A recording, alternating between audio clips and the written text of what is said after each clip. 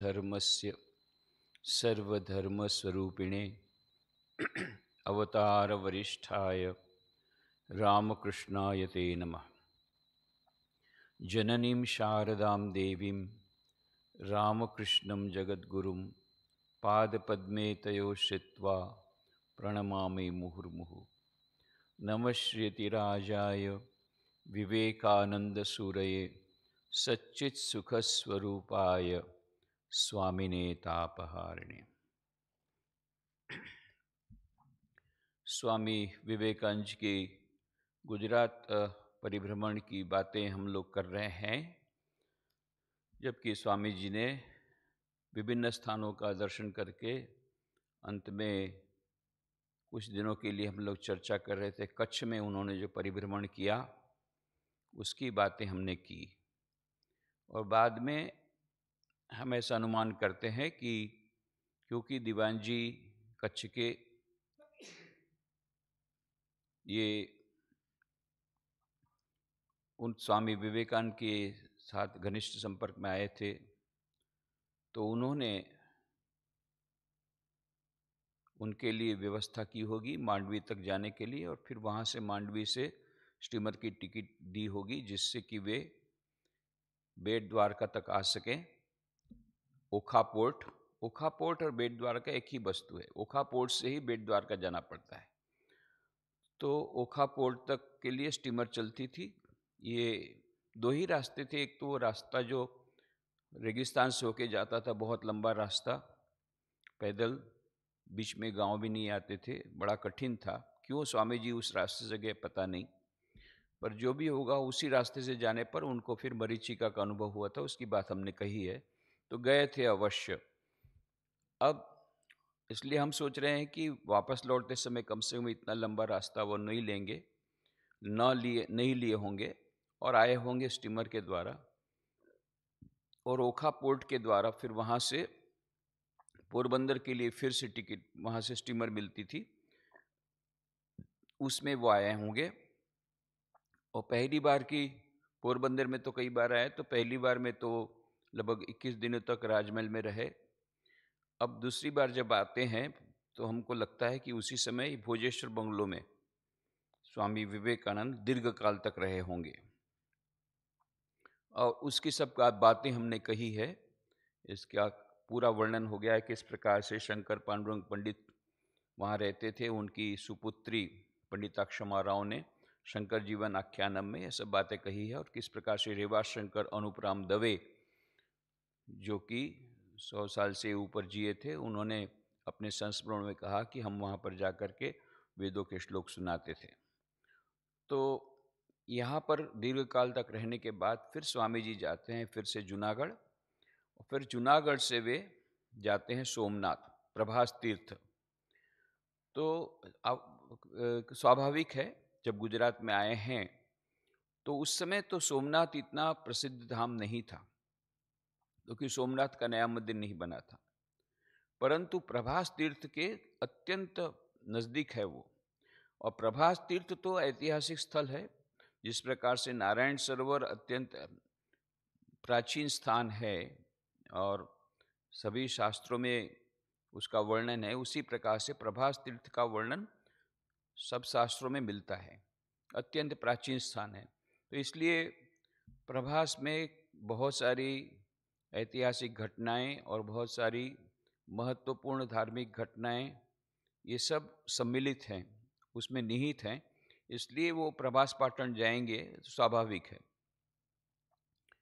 तो जब सोमनाथ जाते हैं, ऐसा कहते हैं कि वे पैदल गए थे और रास्ते में कणजा गांव में रुके थे एक रात।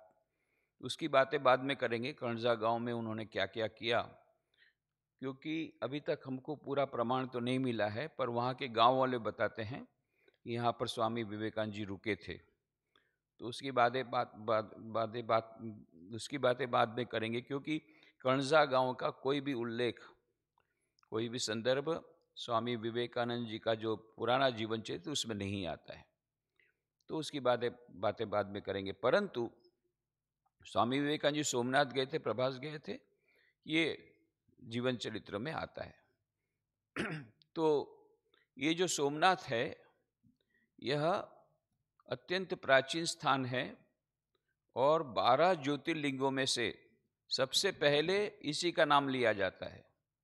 आपने सुना होगा वो श्लोक, सौराष्ट्रे सोमनाथम च श्रीशैले मल्लिकार्जुनम उज्जयिन्याम महाकालम ओंकारम मलेश्वरम। ऐसा जो पूरा शिव पुराण के में दिया हुआ जो इनके जो श्लोक हैं, उसके अनुसार 12 ज्योतिर्लिंग है भारतवर्ष में। ज्योतिर्लिंग कहते हैं वो स्वयंभू लिंग है, प्रकाश के पुंज हैं जो ईश्वर की अनंत जो शक्ति और ईश्वर की अनंतता को दर्शाते हैं। ये प्रकाश पुंज इसीलिए स्तंभ के समान है, वो उसका आकार स्तंभ के समान है, प्रकाश के स्तंभ है ये। और ये अपने आप स्वयंभू लिंग है, ये 12 ज्योतिर्लिंग। और ज्योतिर्लिंग क्यों कहा गया? क्योंकि ये प्रकाश के स्तंभ है। तो ये जो 12 ज्योतिर्लिंग, 12 जो ज्योतिर्लिंग है सारे राष्ट्र पूरे देश में, उसमें सोमनाथ है, ये प्रभास पाटन के पास गुजरात में, जिसकी बातें आज हम करेंगे। फिर मल्लिकार्जुन है श्रीशैलम में आंध्र प्रदेश में, महाकालेश्वर है उज्जैन में मध्य प्रदेश में, ओंकारेश्वर है नर्मदा के तट पर मध्य प्रदेश में, वे केदारनाथ उत्तराखंड में है, भीमाशंकर वो भी महाराष्ट्र में है, और विश्वनाथ महादेव वाराणसी, फिर त्र्यंबकेश्वर नासिक में महाराष्ट्र में, वैद्यनाथ देवघर झारखंड, फिर नागेश्वर द्वारका। इसके बारे में थोड़ी सी कंट्रोवर्सी है, पर उसमें द्वारका वन ऐसा कहा गया है। तो ये मैंने जैसे उस दिन कहा था, द्वारका से बेट द्वारका जाते समय बीच में नागेश्वर जगह आती है, जिसको भी द्वादश ज्योतिर्लिंग में से एक मानते हैं। रामेश्वर ये दक्षिण भारत में तमिलनाडु में, और कृष्णेश्वर औरंगाबाद के पास महाराष्ट्र में। ऐसे 12 ज्योतिर्लिंगों में से सबसे पहला ज्योतिर्लिंग, सबसे पहले जिसका नाम लिया जाता है वो सोमनाथ का। ये सोमनाथ नाम पड़ा है, इसके पीछे किंवदंती है, आख्यायिका ऐसी है। सोम मतलब चंद्र, तो ये जो सोम से सोमनाथ हुआ, तो ऐसा हुआ कि यह जो सोम थे, चंद्रमा थे, इनका विवाह हुआ। ये प्री हिस्टोरिक टाइम की बात है कि चंद्र देवता दक्ष प्रजापति ने अपनी 26 कन्याएं 27 कन्याओं का विवाह इनके साथ कराया, चंद्र के साथ, सोम के साथ। अब उसमें 27 में से सबसे अधिक सुंदर थी रोहिणी। अब ये चंद्र सोम केवल इसी को ज़्यादा प्यार करते थे, ज़्यादा प्रेम करते थे, या ज़्यादा ध्यान उस पर देते थे। तब बाकी जो 26 लोगों ने, 26 कन्याओं ने दक्ष प्रजापति अपने पिताजी को कहा, ये तो पक्षपात हो रहा है। दक्ष प्रजापति ने बहुत समझाया, पर वो माने नहीं। तो इसलिए फिर यह जो है उसकी जो लस्टर है, उसकी प्रभा वो कम हो गई। उसके बाद में उसने तपस्या की, तब कहा गया यहाँ शिवलिंग का यहाँ पर स्थापना उसने की, तपस्या की, स्थापना, शिवलिंग को पकड़ के रखा। तब फिर बाद में ये वरदान दिया गया कि नहीं, 15 दिन तक प्रभा ये आभा कम होगी और बाकी 15 दिन चंद्रमा की आभा बढ़ेगी। इस प्रकार से, क्योंकि इंद्र देवता वगैरह ने देखा कि जब चंद्रमा की आभा चली गई तो वनस्पति का उगना बंद हो गया, देवताओं को हवन में जो मिलता था वो बंद हो गया, उनका भोजन बंद हो गया। तब जाकर के यह बातें हुई। तो क्योंकि ये प्रभा इसकी वापस आ गई सोम की, इसलिए उस जगह का नाम हुआ प्रभास पाटन। और ये सोम ने इसका, इस शिवलिंग की स्थापना, यहाँ शिवलिंग जो ज्योतिर्लिंग पहले से था, ज्योतिर्लिंग को तो उसकी स्थापना नहीं होती है, ये स्वयंभू लिंग, वहाँ पर उसने वहाँ पर तपस्या करके उसकी पूजा पाठ, उसकी पूजा की, इसलिए वो सोमनाथ के नाम से यह प्रसिद्ध हुआ। और जो पौराणिक कथाओं के अनुसार सोम ने ये मंदिर एक बनाया सोने का, फिर रावण ने चांदी का बनाया और श्री कृष्ण भगवान ने चंदन का बनाया। ये पौराणिक बातें हैं, कितना उसमें विश्वास करना कितना नहीं। परंतु अब हम बातें ऐतिहासिक बातों में। तो जो इतिहास जो कि पुराणों से मिलता है, क्योंकि पुराण ये जो वैदिक काल से बाद में के हैं, तो पहली शताब्दी की बात है जहाँ पर कि स्कंद पुराण में ये कहा गया कि सोम शर्मा नाम के एक पाशुपत संप्रदाय के एक ब्राह्मण थे, उन्होंने ये सबसे पहला मंदिर बनाया। फिर दूसरा मंदिर AD 649 649 में वो धरासेन ने इसको बहुत अच्छी तरह उसको एकदम नया जैसा बना दिया, क्योंकि समय के बाद में जितना समय होता गया मंदिर जीर्ण होता गया, तो उसका जीर्णोद्धार भी किया, साथ साथ में उसको नवीन आभा भी दी। फिर तीसरा मंदिर ये 9वीं शताब्दी में 9th सेंचुरी में हुआ। ये तीसरा नया मंदिर जो बना चालुक्य राजाओं ने, ये जबरदस्त मंदिर बनाया, बहुत भव्य मंदिर बनाया। और ऐसा कहते हैं कि उस समय 1000 ब्राह्मण इसकी पूजा में लगे हुए थे, 10,000 गांव दान में दिए गए थे ताकि इस मंदिर का, इतने बड़े मंदिर का खर्च चले। तब इसकी जो कीर्ति चारों ओर प्रसारित हो गई देश विदेश में, अरे बाबा रे, वहां पर इतना मंदिर है, वहां सोने के अलावा कुछ है ही नहीं, मुकुट भी सोने का, सब कुछ हो, द्वार भी सोने का, सब कुछ सोने का। इस प्रकार से चारों ओर कीर्ति फैल गई। तो फिर गहन मोहम्मद गजनी, वो गजनी का था, वो आया और 6 जनवरी 1026 6 जनवरी 1026 को वो मांडलिक नाम के राजपूत वगैरह जो थे उनके साथ भिड़ गए और आक्रमण किया। ये मांडलिक राजा अपने राजपूतों के साथ बहुत उसने प्रयत्न किया, 50,000 सैनिक खत्म हो गए, मर गए इसमें। और ये फिर 6-8 दिन तक ये युद्ध चला था, 8 दिनों तक, जिसमें कम से कम 50,000 ये राजपूत ये मर गए। मांडलिक का तो मर ही गया खुद ही राजा, ये सब राजपूत मर गए। और मोहम्मद गजनी ने फिर पूरे शिवलिंग को तहस नहस किया, उसको नष्ट किया, मंदिर को नष्ट किया, जो कुछ था सोना वना चंदन वना सब लेकर के लूट फाट करके ले गया। फिर उसके बाद में 1042 में 1042 में ये चालुक्य और परमार, ये दोनों राजाओं ने मिलकर के, ये दोनों वंश के जो राजा थे, महान राजा, इन्होंने मिलकर के फिर से एक बहुत बड़ा भव्य मंदिर बनाया, चौथा मंदिर। ये था 1042 1042 में बनाया। ये पत्थर का बनाया, भले उसमें अंदर में शिवलिंग में और बाकी जब जगह पर सोने का, दरवाजे पर सोने आदि का उन्होंने ये लगाया होगा, उसका उपयोग किया होगा, पर बेसिकली वो सोने पत्थर का मंदिर था।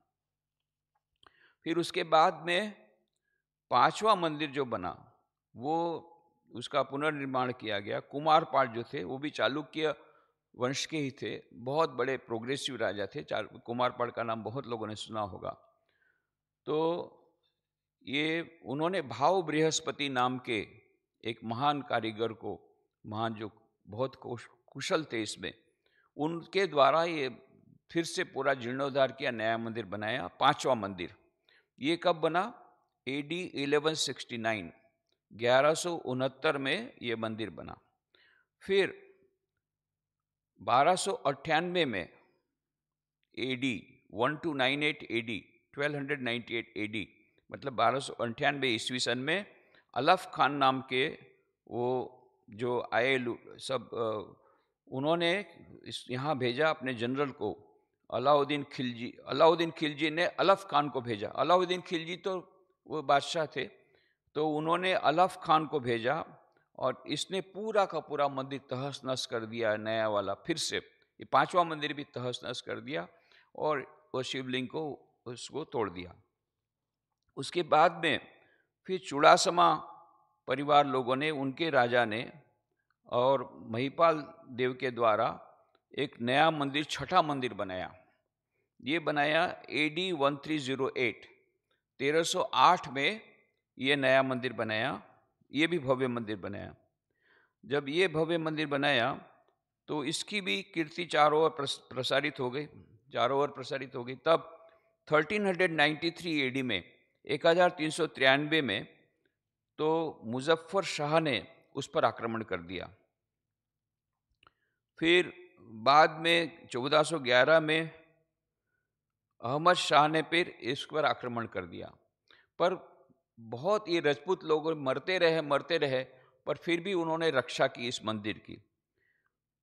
तो इतने के बाद फिर ये थोड़ा थोड़ा करके डिस्ट्रक्शन हो रहा था और इसमें कई राजपूत लोग मरते जा रहे थे। इसके बाद 1469 एडी में 1469 ईस्वी सन में मोहम्मद बेगड़ा जो सुल्तान थे अहमदाबाद के, तब तक अहमदाबाद सुल्तानों के पास आ गया था, उन्होंने कर्णावती का नाम अहमदाबाद कर दिया क्योंकि वो अहमद खान के नाम से।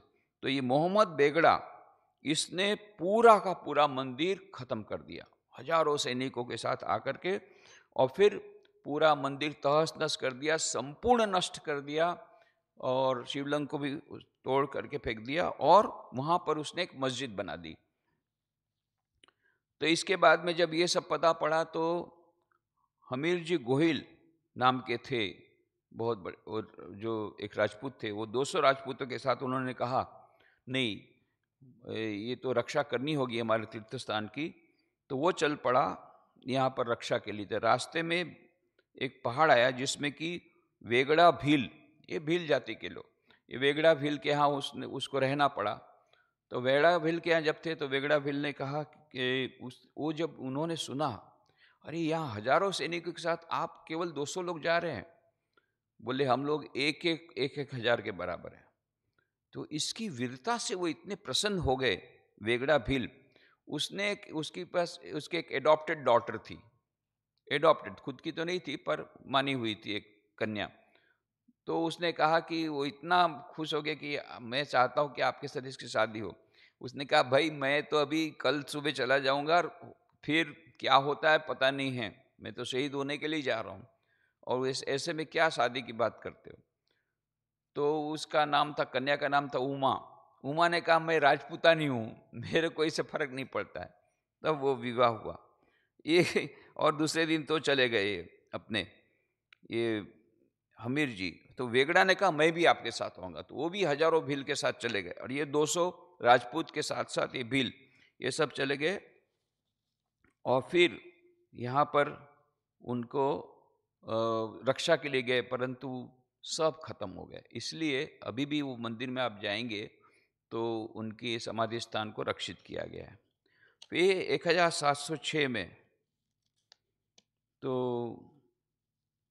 औरंगजेब ने फिर से उसको 1706 में 1706 उसमें वो जो मुगल एम्पायर के औरंगजेब थे, इन्होंने इसको फिर से मस्जिद बना दिया।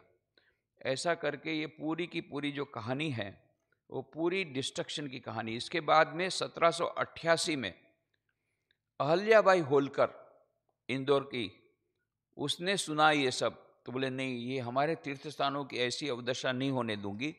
तो उन्होंने अपने सब प्रतिनिधियों को भेजा।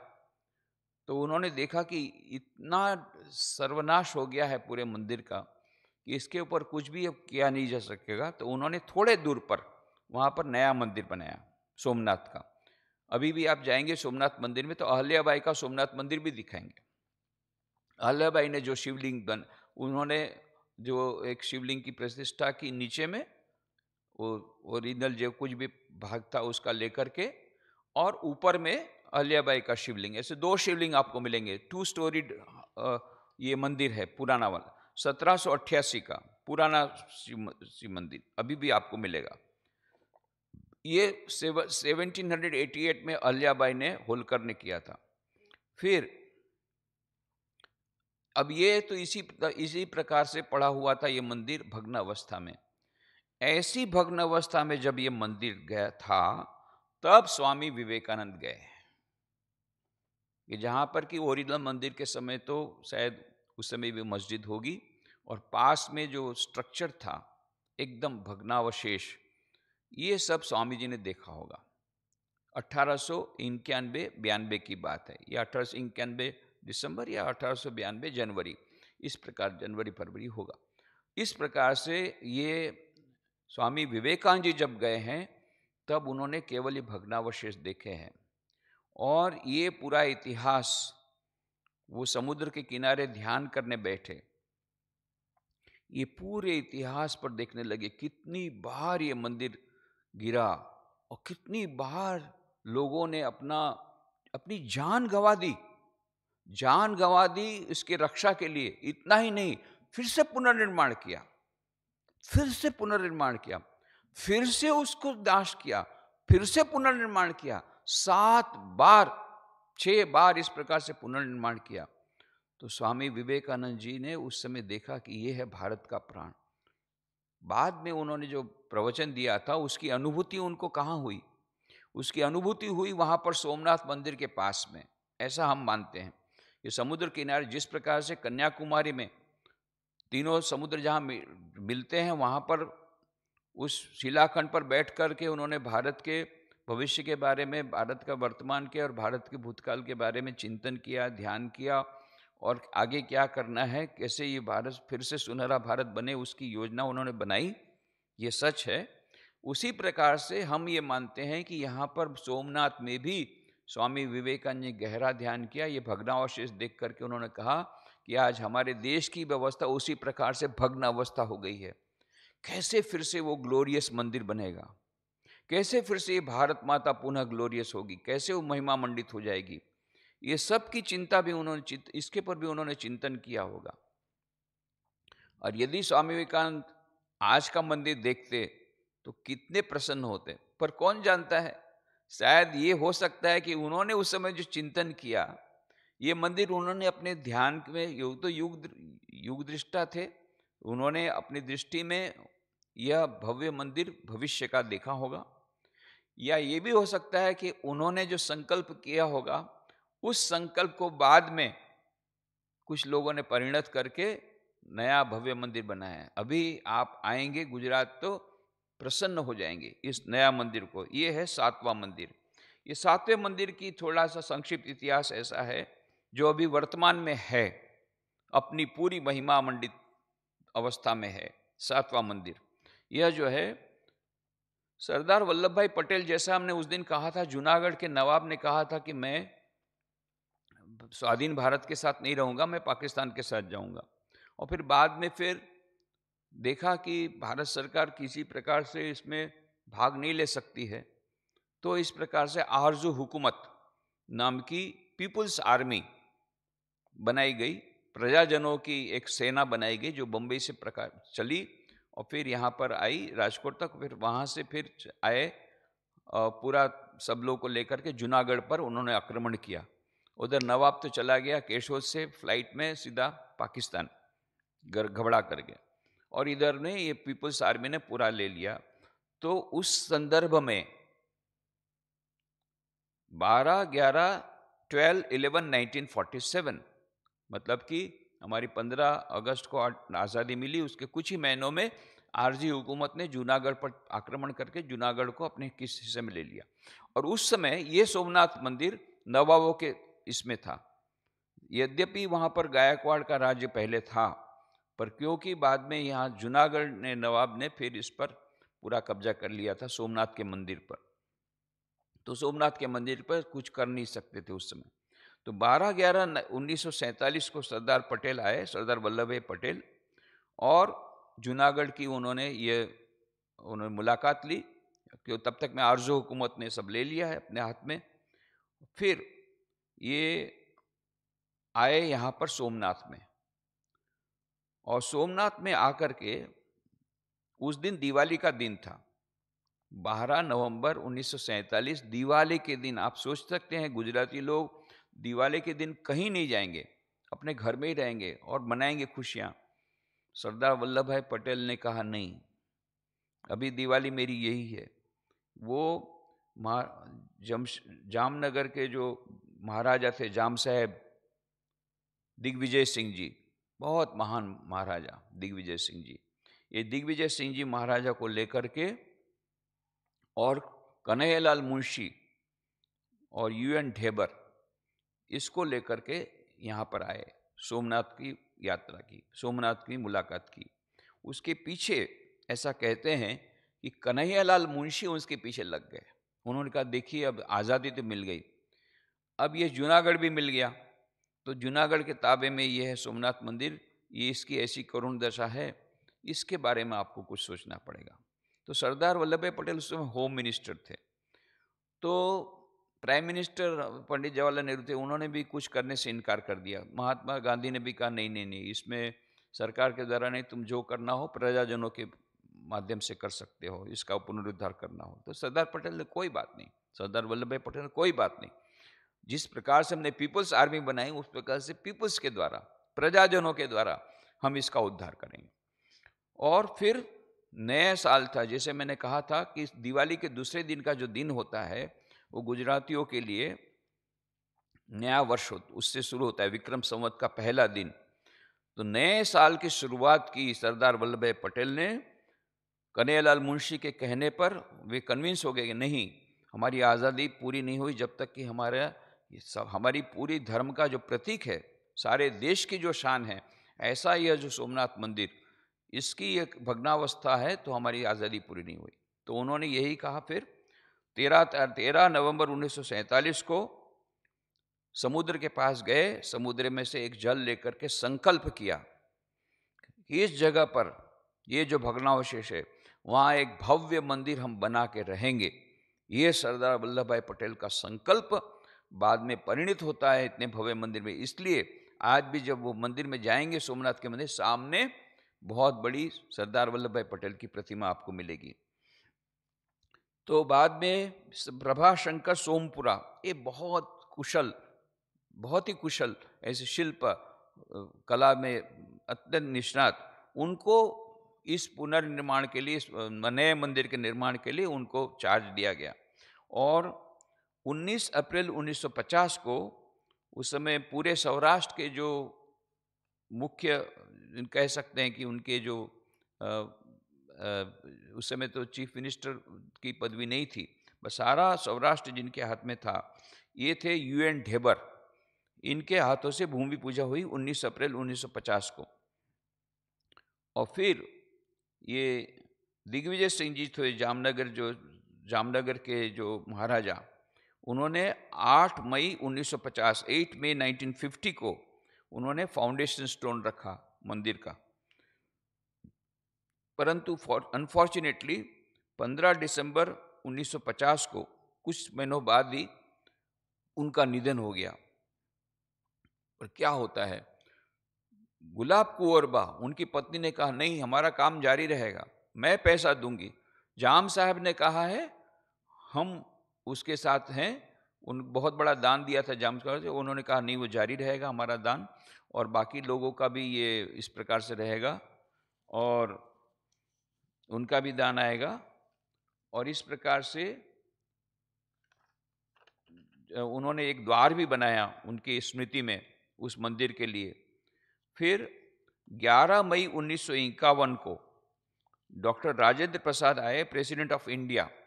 इन्होंने शिवलिंग की प्रतिष्ठा की, प्राण प्रतिष्ठा का बहुत बड़ा उत्सव हुआ। ये था 11 मई 1951, 11 मई 1951। 13 मई 1965, 13 मई 1965 को कलश प्रतिष्ठा हुई। ये मोरारजी देसाई और प्रतिष्ठा हुई। और उसके बाद में 13 मई 1965 को कलश प्रतिष्ठा के बाद में 1979 में मोरारजी देसाई जब प्राइम मिनिस्टर बने, तब इसके बारे में और भी चर्चा की गई किस प्रकार से इसको भव्य बनाया जाए। तो कन्हैयालाल मुंशी भी उनके पास गए, इस पूरी, वो भी बाद में मोरारजी देसाई को प्रेसिडेंट बनाया गया, सोमनाथ ट्रस्ट का निर्माण किया गया और उसको एक अलग से एक बहुत अच्छा उसको सोमनाथ ट्रस्ट के द्वारा क्या क्या होगा उसकी भी व्याख्या की गई। तो मोरारजी देसाई जब प्राइम मिनिस्टर बने तो उन्होंने भी, प्रधानमंत्री बने तो उन्होंने भी इसमें बहुत बड़ी भूमिका उन्होंने ये अदा की। और कन्हैयालाल मुंशी भी इसके सोमनाथ ट्रस्ट के पीछे ये बहुत एक मानो प्राइम मूवर थे वो। और फिर लास्ट में 1 दिसंबर 1995, 1 दिसंबर 1995 को भारत के तत्कालीन राष्ट्रपति डॉक्टर शंकर दयाल शर्मा, इनके द्वारा ये मंदिर का उद्घाटन हुआ। और ये सोमनाथ ट्रस्ट के द्वारा आजकल तो बहुत सुंदर सुंदर व्यवस्था है। वहाँ पर बहुत सुंदर गेस्ट हाउस है, समुद्र के किनारे बहुत सुंदर गेस्ट हाउस, बहुत सुंदर भोजन की व्यवस्था है। ये प्रभास तीर्थ दर्शन सोमनाथ प्रोफेसर जेडी परमार के द्वारा, वो भी एक ट्रस्टी है इसमें, इनने बहुत अच्छी किताब निकाली है ये सोमनाथ के बारे में। इसमें ये सब छोटी, मैंने तो बहुत कम बात इसमें से बताई, अत्यंत संक्षेप में मैंने पूरा इतिहास बताया। इसमें और भी कुछ जानकारी काफ़ी है। और ये कहना कन्हैयालाल मुंशी ने जो कहा था वो कितना सच है। If there was nobody like Sardar Patel, we would not have witnessed the reconstruction of Shri Somnath temple. उन्होंने कहा, if there was nobody like Sardar Patel, we would not have witnessed the reconstruction of Shri Somnath temple. यदि सरदार पटेल नहीं रहते तो ये सोमनाथ मंदिर का पुनर्निर्माण संभव नहीं था। पर मैं एक स्टेप और आगे जाकर बोलूंगा, यदि कन्हैयालाल मुंशी नहीं रहते, उनके पीछे पड़ करके उनको इंस्पायर करने वाले सरदार पटेल को कि नहीं यहाँ पर मंदिर होना चाहिए, ये कन्हैयालाल मुंशी एक बहुत महान पुरुष। कन्हैयालाल मुंशी, इन्होंने इतने बड़े साहित्यकार हैं, इनकी कई किताबें हैं, बहुत सारी किताबें इंग्लिश और गुजराती में, कौन उनका नाम नहीं जानता। इतने बड़े साहित्यकार, उस समय मिनिस्टर भी थे, गवर्नमेंट ऑफ इंडिया में वो मिनिस्टर थे कन्हैयालाल मुंशी, एक बहुत बड़ी हस्ती थे। और ये स्वामी विवेकानंद के बहुत बड़े फॉलोअर थे। और उन्होंने ये कहा था कन्हैयालाल मुंशी ने कि वो कहते हैं, few can understand unless they belong to my age group the great influence which Swami Vivekananda had on us in the first decade of the 20th century when we were at college. कि आप लोग कल्पना नहीं कर सकते कि हम लोग कॉलेज के युवकों पर स्वामी विवेकानंद का कितना बड़ा प्रभाव पड़ा, मैं आपको बता नहीं सकता, आप लोग कल्पना भी नहीं कर सकते। We were then subject not only to political but also to cultural and religious humiliation, but it was only when we began to read the books of Swami Vivekananda that our eyes were opened. Reading these books, we derived considerable knowledge of Hindu culture and religion from the modern point of view. बोले स्वामी विवेकानंद की किताब पढ़ने के बाद हमको हमारी संस्कृति के गौरव के बारे में पता पड़ा, हमारी धर्म के गौरव के बारे में पता। Indian Renaissance was not merely an artistic and literary movement like the European Renaissance, nor was it only a religious movement. It was essentially cultural and spiritual. It was Swami Vivekananda who brought to us, the younger generations, the message of the Renaissance. We knew about Ramayana and Mahabharata, but we found in them fresh inspiration only when we read Swamiji's summaries in his works. Yoga was a word of mystic implication, but it was only when we read his Raj Yoga and Karma Yoga that we realized what it was. It was Professor Arvindo Ghosh who suggested to me to read Yoga Sutras and the works of Swami Vivekananda. तो ये कहते हैं कि श्री अरविंदो ने मुझे कहा था जब मैं बड़ौदा गया कि स्वामी विवेकानंद की किताबें पढ़ो। उसके पढ़ने के बाद मेरे जीवन में परिवर्तन आया। Swami Vivekananda took us back to the fundamental values of our culture and brought God into our life. We offer him our tributes not merely for what he has done, but because it provides us with an opportunity to mobilize our own spiritual aspirations by dwelling on him, his works and his ideas. This way we light our little lamp from the flaming torch that he was. वो कहते हैं कि स्वामी विवेकानंद से इतने अधिक प्रभावित थे ये कन्हैयालाल मुंशी।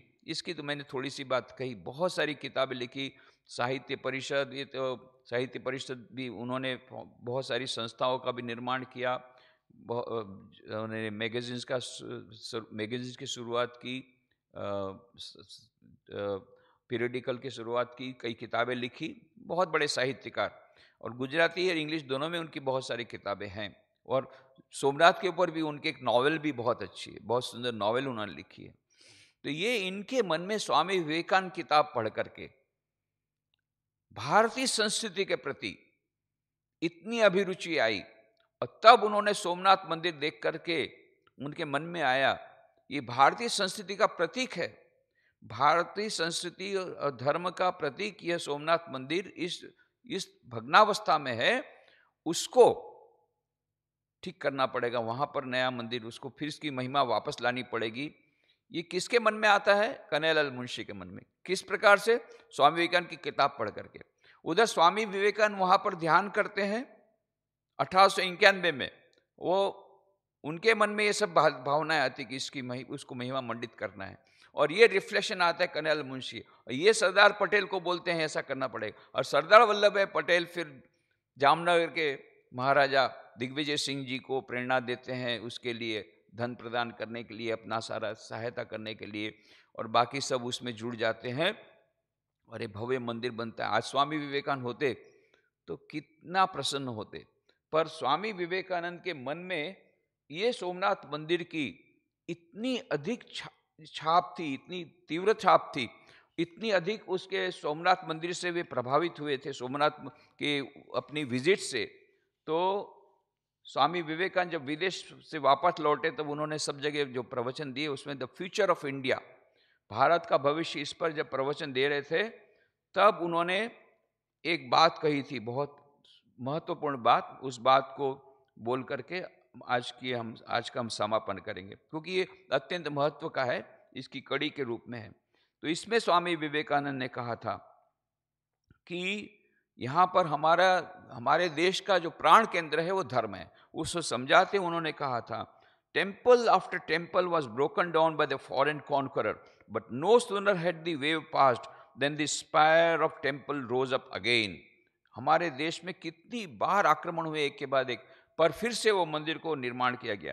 सम of this old temples of southern India and those like Somnath of Gujarat will teach you volumes of wisdom, will give you a keener insight into the history of the race than any amount of books.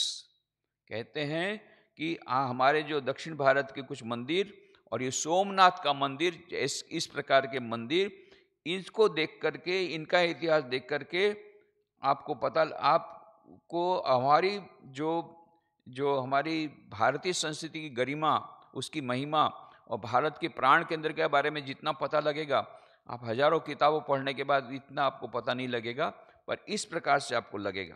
कहते हैं, some of this old temples of southern India and those like Somnath of Gujarat will teach you volumes of wisdom, will give you a keener insight into the history of the race than any amount of books. Mark how these temples bear the marks of 100 attacks and 100 regenerations, continually destroyed and continually springing up out of the ruins, rejuvenated and strong as ever. That is the national mind. That is the national life current. Follow it and list to glory. Give it up and you die. Death will be the only result. Annihilation the only effect. The moment you step beyond that life current. चेतावनी दी है स्वामी जी ने, ये हमारा धर्म है प्राण केंद्र, उसको छोड़ करके राजनीति या सोशल रिफॉर्म ये सब आपने ले लिया तो नाश, संपूर्ण विनाश निश्चित है। क्यों? अपने प्राण केंद्र से, आपको प्राण केंद्र को नहीं छोड़ना चाहिए। प्राण केंद्र भारत का वो है धर्म, वो है आध्यात्मिकता। उस आध्यात्मिक संस्कृति को यदि आपने छोड़ दी तो फिर कुछ नहीं बचा। और प्रमाण क्या है? ये सोमनाथ मंदिर इसका प्रमाण है। कितनी बार अटैक हुआ, कितनी बार आक्रमण हुआ, कितनी बार संपूर्ण नाश हुआ, और फिर से हुआ, फिर से हुआ, और आज फिर से वही सोमनाथ मंदिर अपनी पूर्ण महिमा के साथ, गौरवान महिमा के साथ, कितने सुंदर और समुद्र के किनारे वह मंदिर है, उसकी आप जब देखेंगे तब आपको पता पड़ेगा, जिन्होंने नहीं देखा उनको पता नहीं पड़ेगा कितना सुंदर वह मंदिर बना है और कितनी उसकी महिमा है। तो ये सोमनाथ के मंदिर पे स्वामी विवेकानंद ने ध्यान किया था, उनके जीवन की एक बहुत बड़ी घटना है और भारत के लिए भी एक बहुत बड़ी घटना है। इसलिए हमारा तो ऐसा मानना है कि वहाँ पर स्वामी विवेकानंद का बहुत अच्छा स्मारक बनना चाहिए, स्मृति मंदिर बनना चाहिए। हमने वैसे कहा है गुजरात गवर्नमेंट को कि इस प्रकार से एक विवेकानंद सर्किट करे, जहाँ जहाँ स्वामी विवेकानंद गए थे, जहाँ रहे थे, ये स्वामी विवेकानंद, शिवावतार स्वामी विवेकानंद स्वयं यहाँ पर आकर के सोमनाथ की महिमा को महिमा मंडित करते हैं फिर से। ये अपने आप में एक बहुत बड़ी ऐतिहासिक घटना है। अब देखें, जो ईश्वर की इच्छा से यदि ऐसा हो भी सकता है कि कुछ वर्षों में बहुत अच्छा स्मारक वहाँ पर समुद्र के किनारे सोमनाथ मंदिर के सामने स्वामी विवेकानंद का स्मारक बन जाए। ओम शांति शांति शांति। हरि ओम तत्सत। श्री राम कृष्णार्पणमस्तु।